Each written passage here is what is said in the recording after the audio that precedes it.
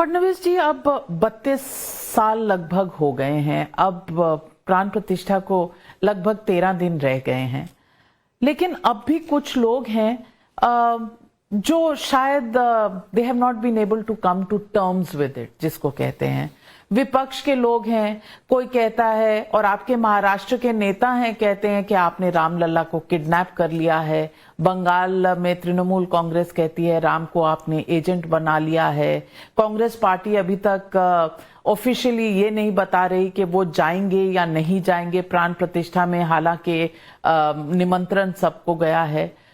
इन सब की जो इस वक्त थॉट प्रोसेस है और जो बयान आ रहे हैं, इनके बारे में आप क्या समझते हैं? देखिए, कुल मिलाकर ये सारे लोग एक गिल्टी कॉन्शियस में, गिल्ट कॉन्शियस इनका है, क्योंकि ये तो वही लोग हैं ना जिन्होंने न्यायालय में ये कहा था कि राम तो काल्पनिक है, जो ये सबूत मांगते थे कि प्रभु श्री राम अयोध्या में पैदा हुए, बर्थ सर्टिफिकेट दिखाइए, वहां मंदिर था, इसका 7/12 दिखाइए, इसका कोई आपके पास अगर प्रमाण है तो प्रमाण दिखाइए, ये कहने वाले लोग हैं।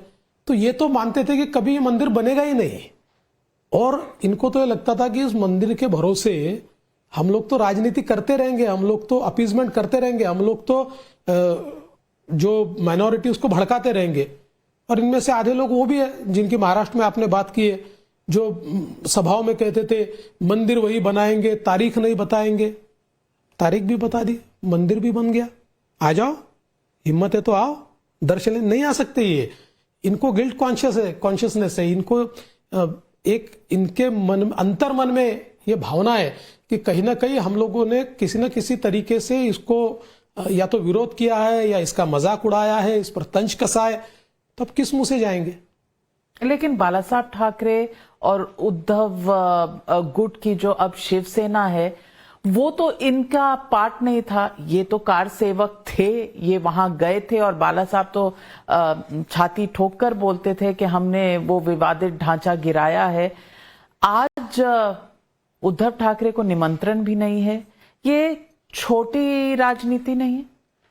पहली बात तो आप समझ लीजिए, न उद्धव ठाकरे न उनके साथ आज जो है इनमें से कोई कार सेवक है, कोई नहीं गया है। एक नाम वो बता दे कि उनके साथ आज जो है इनमें से कोई कार सेवा के लिए गया, कोई नहीं है, सब घर में बैठे हुए थे, ये कोई कार सेवा के लिए। देखिए, बाला साहब ठाकरे शेर थे, और बाला साहब ठाकरे को जब ये पूछा गया कि बाला साहब ऐसा कहते हैं कि जिन्होंने बाबरी ढांचा तोड़ा वो आपके शिवसैनिक थे, तो बाला साहब ने कहा कि अगर वो शिवसैनिक होंगे तो मुझे उस पर गर्व है। ये कहने की हिम्मत थी उनमें, बाला साहब तो। लेकिन ये सारे डरपोक लोग हैं। 22 तारीख को वो शायद नासिक में गोदावरी के तट पर बैठकर राम भजन करेंगे, ऐसा मैंने भी कहीं देखा है।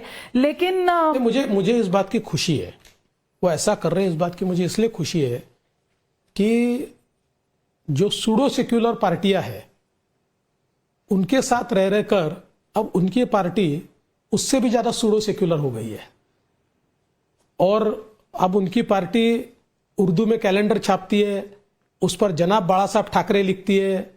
तो इसलिए मुझे खुशी है कि कम से कम अगर राम जन्मभूमि के जिस दिन वहां पर मूर्ति रखी जा रही है, प्राण प्रतिष्ठा है, उस दिन अगर वो राम जी का नाम लेंगे तो मुझे बहुत खुशी है। क्या संबंध इतने बुरे हैं कि कभी राम लक्ष्मण साथ नहीं होंगे? देखिए, न हम राम हैं न वो लक्ष्मण है। पहली बात तो यह है कि राम लक्ष्मण बनने के लिए बहुत तपस्या करनी पड़ती है। लेकिन मैं इतना ही कहता हूं कि जिस प्रकार से उनका आचरण है, उन्होंने अपने मूल्यों को छोड़ दिया है, उन्होंने अपने मूलभूत विचारों को छोड़ दिया है। देखिए, हमारी उनकी 25 साल हमारा अलायंस रहा, कई बार खटास पड़ी, कई बार, ऐसा नहीं हुआ कि पहली बार है। लेकिन हम साथ में क्यों आ पाए? क्योंकि एक बात पक्की पता थी कि हिंदू हृदय सम्राट शिवसेना प्रमुख बाला साहब ठाकरे ये हिंदुत्ववादी है और हिंदुत्व के मूल्यों को कभी छोड़ नहीं सकते, इसलिए बाकी सारी चीजें माफ थी। लेकिन आज इनके बारे में यह भी नहीं कहा जा सकता, इन्होंने तो सारे हिंदुत्व के मूल्यों को दूर रख दिया। ये केवल पेपर में हिंदुत्ववादी है, ये केवल भाषणों में हिंदुत्ववादी है। तो इसलिए जब हमारे मूल्यों के आधार पर और विचारों के आधार पर ही हम लोग अगर एक दूसरे से दूर हो गए तो पास कैसे आ सकते हैं? लेकिन सामना में शिवसेना कहती है कि कांग्रेस की आत्मा को उन्होंने कहा है कि ये हिंदू आत्मा है, और उन्होंने उन्हें सुझाव भी दिया है कांग्रेस पार्टी को प्राण प्रतिष्ठा में जाना चाहिए। आपको लगता है कि अपनी तरीके से कांग्रेस को हिंदूवादी बनाना चाहती है शिवसेना?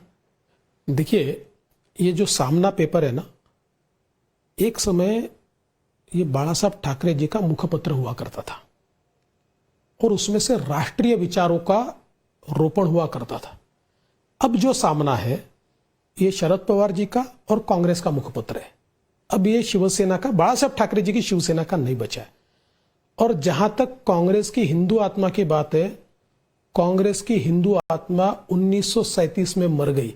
जिस दिन कांग्रेस के अधिवेशन में कांग्रेस पार्टी ने ये निर्णय किया कि अब वंदे मातरम पूरा नहीं बोला जाएगा, क्योंकि वंदे मातरम के जो बात का जो भाग है वंदे मातरम का, इसके कारण एक किसी समाज विशिष्ट की भावनाओं को ठेस पहुंचती है। तो वंदे मातरम तो राष्ट्रगान था, आज भी है। वंदे मातरम किसी धर्म के लिए तैयार नहीं हुआ था। वंदे मातरम गाते गाते लोग फांसी पर झूल गए। वंदे मातरम कहते कहते लोगों ने गोलियां खाई। और जब कांग्रेस पार्टी दबाव में आकर तुष्टीकरण की राजनीति के लिए वंदे मातरम को आधा काट देती है, उस दिन उनकी हिंदू आत्मा समाप्त हो